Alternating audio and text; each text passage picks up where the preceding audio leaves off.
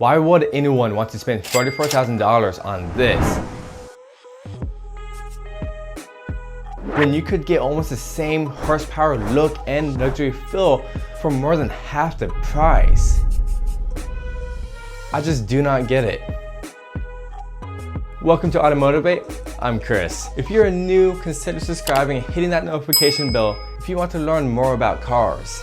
Luxury cars are cool, but for most of us, I don't see the point of spending full price on a luxury car when you could get something just as nice, slightly older, and low miles for more than half the price. Here are my top 5 luxury cars all under $20,000. And yes, for luxury cars, they are reliable. Let's save some money.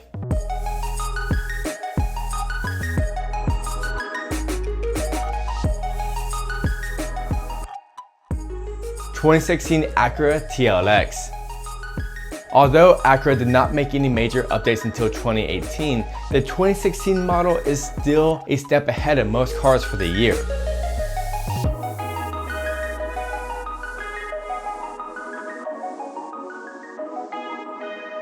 The TLX replaced both the TL and the TSX and comes with either a 206 horsepower 2.4 liter or a 290 horsepower 3.5 liter V6 that is paired with a smooth and precise dual clutch 8-speed transmission. The interior is very modern and very upscale with leather and elegant trim throughout it.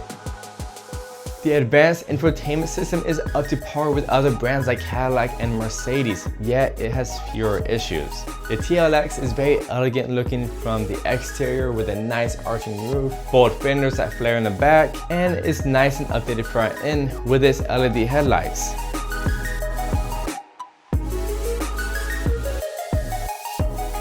What about driving? Well, there is an active noise cancellation that results in a quiet cabin for up to 70 miles per hour.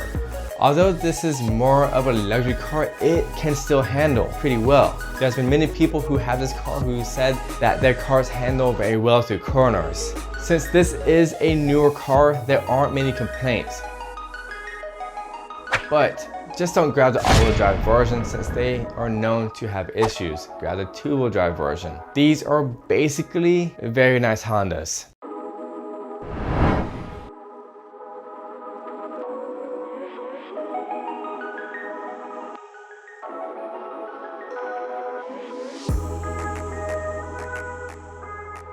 (2015) Hyundai Genesis.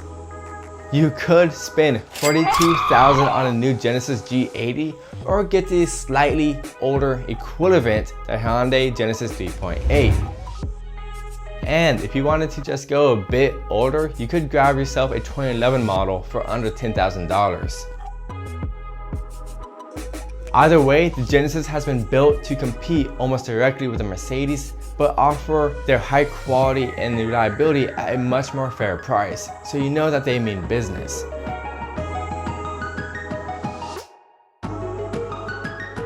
Compared to the Mercedes, the Genesis doesn't keep all the way up to their spec and quality, yet it is still a great basic luxury sedan with good power underneath the hood and a quiet cabin that will last a very long time.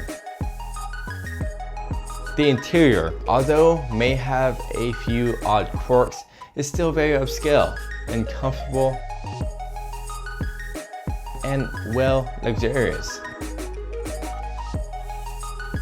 Now, with all this great stuff, they do have issues. The car has a no start issue, and if you have that problem, grab the key that goes to your car and use the key to press that start button. It should start right up. And the main electrical issue that I have found is that the radio will not hold an XM station. That's funny because aren't all of us using Spotify?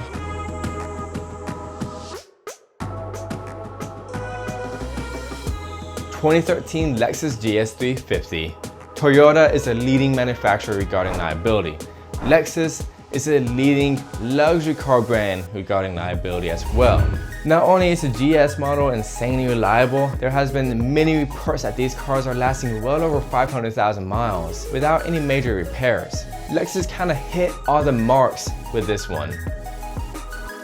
The GS350 gives 306 horsepower out of its very reliable and dependable V6 engine that handles insanely well. The ride quality is also top notch. That offers a quiet cabin, responsive handling, and a very comfortable driving quality, all while keeping a more aggressive body style and stance. And yes, it does have very responsive paddle shifters. These are extremely reliable cars and you should expect about 300,000 miles from them.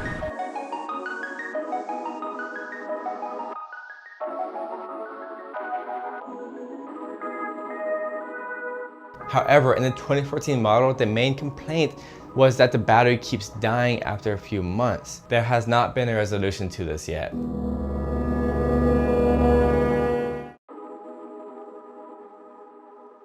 2016 Lexus CT200H. I mentioned this amazing car in the previous video, but let me give a recap. The CT200H chassis is made up from both the Matrix and the Toyota Corolla, and it's basically the same from the Toyota Prius, except it's a lot nicer, comfortable, and luxurious. There is one difference. Although it holds the same battery and drivetrain from the Prius, it does have slightly worse gas mileage. This Lexus is arguably one of the last luxury cars that wields a true hatchback. And no, I'm not talking about those crossovers. The interior easily lives up to Lexus standard, with nice luxurious leather seats, nice sharp proportional designs throughout the cabin. It's nice, simple, and contemporary. The handling is also pretty nice, which yields little body roll when you're driving. But get this, it gets a 0 to 60 in 10 seconds. So make sure you prepare before you get on that highway. If I was looking for a nice luxury car that is also reliable, I wouldn't necessarily be looking for a car that goes super fast. But I can expect Lexus to make a sportier model besides the F package that only gives you visual mods and instead give this Lexus a more powerful engine.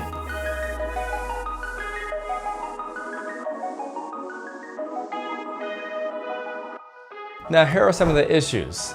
Some reports of engine noise while it's cold, which is common. Leather cracking on the seats, but if you take care of the car and use leather moisturizer, those seats will last a long time. So just take care of your car. But it is Toyota, so expect it to last a very long time.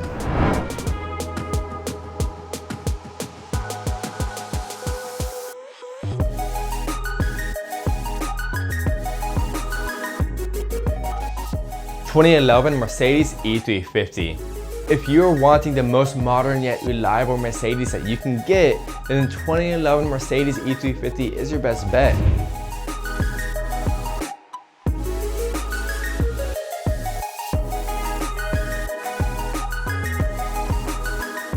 But if you want the most reliable Mercedes within this decade, the 2004 E320 tops the cake. The E-Class ranks more reliable in front of all other of the Mercedes lineup. However, the new models are lacking behind.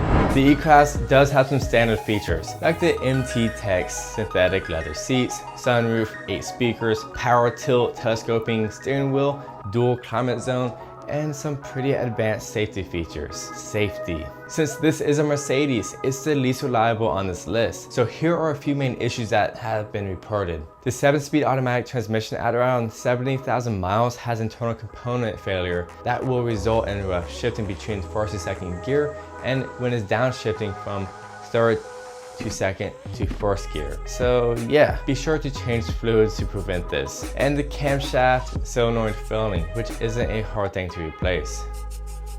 For the price, all of these cars are a great bang for your buck. Sure, you could grab yourself a Jaguar, BMW, or a nice fancy Porsche, but you'll be forking out a lot of your money in just repairs. If you enjoyed this video, be sure to press that like button, subscribe, and press that notification bell to keep up to date with all my future content.